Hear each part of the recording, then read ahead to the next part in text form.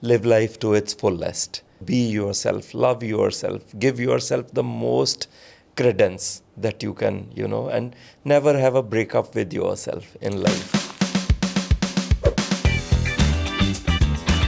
Hello and welcome to Sar Utha Ke Jiyo Tales, where we bring you stories of ordinary Indians doing extraordinary things that inspire millions. I'm Ankit Vengurlekar and I'm delighted to have on the show today Desh Mohan, who is an exemplary person whose transformation is totally going to inspire you. Welcome to the show, Dinesh. Thank you, Ankit. I'm loving that we are having this conversation. There's so much to learn from you, Dinesh. And I love your outlook and perspective towards life. It's so optimistic. It's so positive. So we'd love to hear from you about that episode where it just looked like, is raat ki subha nahi. Ji. And then let's come to the sunnier side of your disposition where you are right now. So take us back to those days. Yeah, it was very tough. And I don't know, without my realizing, I slipped into a very dark, bottomless pit, which I couldn't recognize as depression at that time. I was at a total loss that what's happening to me. Of course, I had passed through certain tragedies and certain negative, but we all do. No clue about why these things are happening to me, how these things are happening, why did I end up in a space where I never wanted to be. So all these things pushed me deeper and deeper. And I was staying in another city and things became so bad for me that I was forced to move to Gurgaon. When I reached Gurgaon, then it became really tough because then I realized that, okay, you are here now, and I could, actually think about what all I have lost in life. That I had lost my money, I had lost my family, I had lost my job, I had lost my home, the city I called home. And so it was very tough to deal with, and every day was hell. I kept on slipping deeper and deeper into depression and that, self-destructive space that I ended up being in. But just the sheer physical transformation is unthinkable, Like we've said earlier, you were about 125. Even more than that. More than the that. last I went up the scale was 125. Wow. But I guess I had put on another 5-7 kgs. So about 130 plus kilos. You were in your mid-50s back then. Imagine the kind of load. Yes, Yeah. exactly. And so from there, you went on to lose something like 50 kilos. And today you're this super dapper, super amazing model. So take us through the physical transformation and alongside the mental transformation. With it. See, the mental thing is more important than the physical thing because it's very difficult to conquer your mind. It all has to happen first in your mind. So if you try to go the other way, tackle the physicality and then the mind, it's not going to work. At least it didn't work in my case. So I had to, console myself a lot about I am a good person, I am this, I am that. And a lot of positive reinforcement came from me only. I would look in the mirror and say, oh God, how good looking you are. And you're the best person ever born. And, these were a little, what do you say, inflated kind of praises that I did myself, but they were very important because if I praised myself 100, at least 10 would sink in. Correct. So I knew that unless I lose the weight, nothing is going to happen because most of the problems were also weight related, obesity related, and I was a very bad eater, destructive eater. So I had to, change all those habits, and I went on a very holistic diet. That was the first step. And I was so aggressive about the diet, so aggressive, that within a period of 9 months, that is how long a child Takes for childbirth, correct? to come into this world. So and I don't know how it happened. Within 9 months, I was looking much better. I had lost a lot of weight. I started being more mobile. I could, challenge myself to walk 100 feet or say 100 steps or 10 steps, or that is how I would challenge myself every day. It was the best period of my life. So I loved that period where I could be myself, without any social filters. Right. So that was the best period of my life. A lot of people may or may not know this about you, but you're a deeply spiritual person. Right. Would you like to talk about how that has also helped you cement your physical and mental transformation? Yes. I could, I got connected to spirituality while I was suffering, because books were always there. I'm not much of a TV person even now. Oh, wow. Yeah, I haven't watched any of my work on TV. And so books were, a great relief at that time. And naturally, when you are suffering, you tend to veer towards spirituality because we as Indians and as, we have these traditions in our country. And so somebody suggested a few books that why don't you read these books are very good because they'll give you better understanding of life. So that is how the spiritual journey began. When people create this divide between spirituality and fashion and glamour, is I believe karma. Whatever job is assigned to you, if you're doing it to the best of your abilities, is the best prayer that you can do. Beautiful. You don't have to sit and chant. I walk the ramp and that's my best prayer to God. Beautiful. That's such a great line. I walk the ramp and that's my prayer to God. So you're coming out of this really deep, dark episode. There's a terrific physical transformation happening. Did at any point in time, the old English teacher in you think that there's going to be a completely brand new career pivot that's going to happen and modeling is going to be that brand new canvas? How did that even come to be? Yeah, I never, I did it for the sake of living again. I call it reclaiming my life. I'd never thought of, converting it into a career option or monetizing it or, I just wanted to live at that time. I didn't want to work at all, if you ask me honestly. I just wanted to relax, go about, enjoy the act of walking, and everything was so new to me because I was stepping out of my home after a long time. So till then, I hadn't given it a thought at all. But then, as people were so kind to me and while learning my, physiotherapy during the course of, my physiotherapist suggested this at first, that you're looking so different, you're looking so good. So I thought he's joking or trying to troll me or whatever. But then, thank God that he suggested that. Not that I wanted to be a model or an actor. I didn't know ABC of modeling and acting at all. It wasn't there in my family, this thing, entire history. Nobody was a model or an actor. And so it came as a shock to me that, okay, what are you talking? Model, I was almost 57 years, 56, 57 at that time. I said, who starts modeling at this age in India? Does it happen anywhere in the world? Who would like to look at old people, selling their clothes or their products or walking the ramp and things like that? This thing about grey models wasn't there at all in India at that time. But then he pushed me to the audition to his father's modeling agency, where his father used to work in Delhi in a modeling agency. My brother-in-law again took me forcefully because I didn't want to go. I said, no, I cannot. So many people must be there. And I was so shy and, still would run away from people. But then he took me there and I was made to stand in a spotlight and, this white light was like all these lights here. And it actually came as that spiritual white light in my life. And I could, hear that message, that inner voice that, okay, do it. So, I got selected and the rest is history. Thank God for whatever happened. It's been a decade now that you've been literally and metaphorically in the spotlight. Yes, correct. So what are some of the mental frameworks that you'd like to share with folks who are looking at reinventing themselves?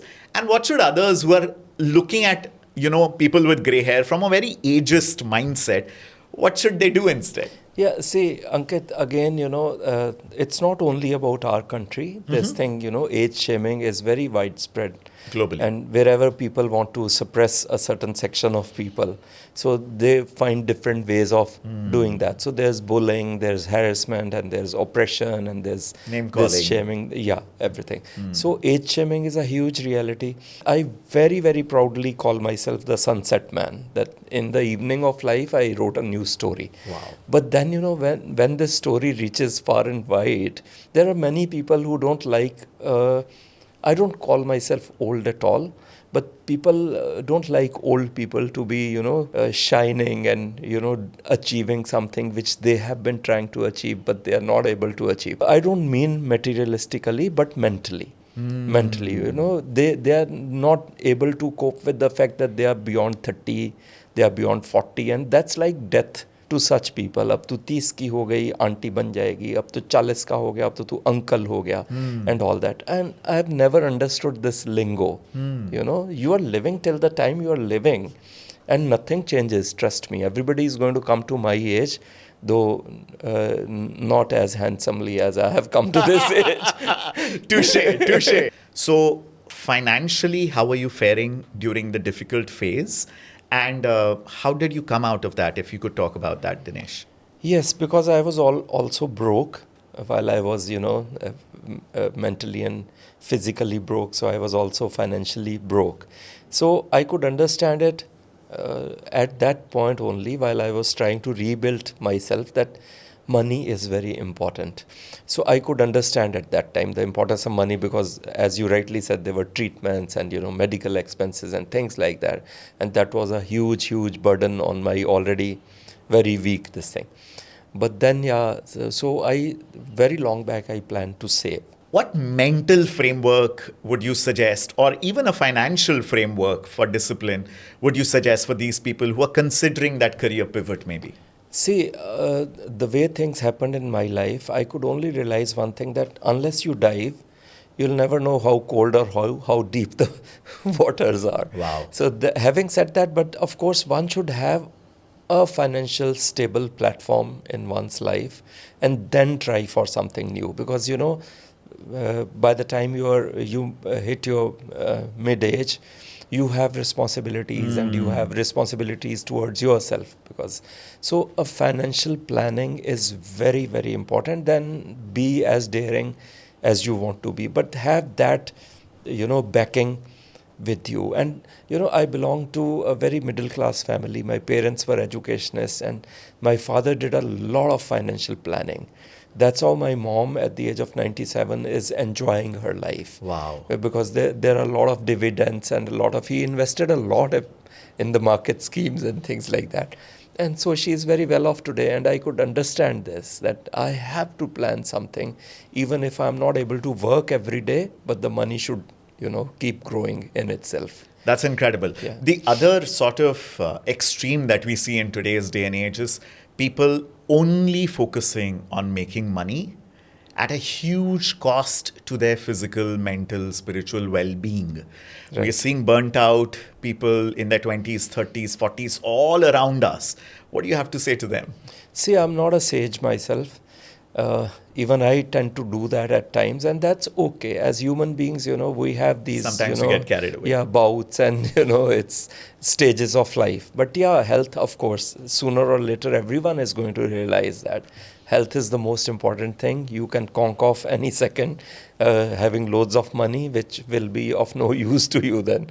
So yeah, look after your health, look after the spiritual aspect of your mental health. So this holistic, and I wish people understand this the sooner. What are your plans? Are there things that still make you go like, oh my God, I can't wait to do this. I wish I can get to do this. Do you have 1 year, 2 year, 3 year plans? Are there short-term, mid-term goals in terms of financial goals or just life goals? How are you looking at this? Most major in my case are the financial goals. Yeah, no, I have no shame in admitting that I want to have this, buffer of money, that I'm very, very comfortable in my mind that, okay, now I'm sorted, I can do anything. Till then, I hope and plan to work.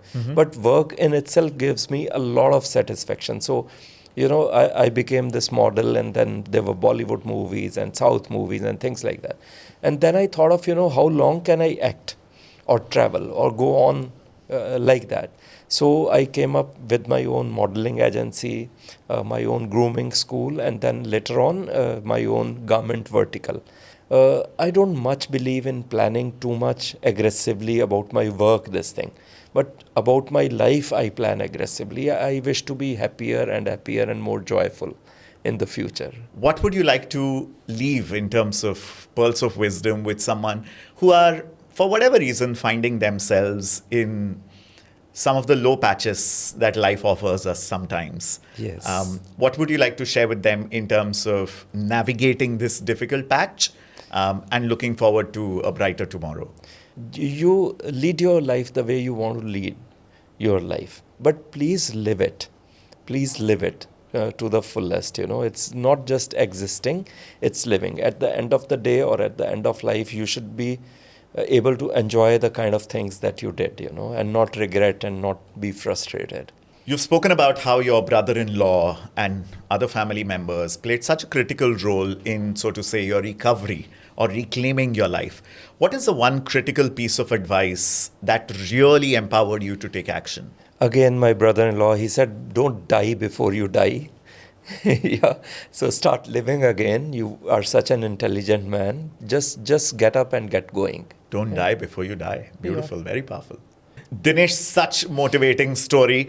Is there a mantra that you would like to leave our audiences with? Something that they can swear by, something that you swear by?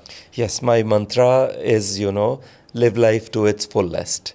Be yourself, love yourself, give yourself the most credence that you can, and never have a breakup with yourself in life. Wow. That is my mantra. That's amazing. That's amazing. You truly embody Sar Uthake Jiyo. May I say that? Dinesh, through all the incredible achievements that you've had, the amazing transformation you've had, what would you say was your true Sar Uthake Jiyo moment? When I started loving myself again, I felt so much passionate about life. That was, my Sar Uthake Jiyo moment. Dinesh, thank you so much. This was an extraordinary conversation. I am personally so pumped, so motivated. Thank you for being an inspiration to me and to countless Indians. Thank you so much for saying that. Dinesh's story is a great reminder that it's never too late to start planning for your golden years. Secure your future today with retirement plans from HDFC Life. Thanks so much for watching and tuning into this episode of Sar Uthake Jiyo Tales. If you like this episode and if you'd like to share this with a friend, please do that. And also don't forget to subscribe to our channel.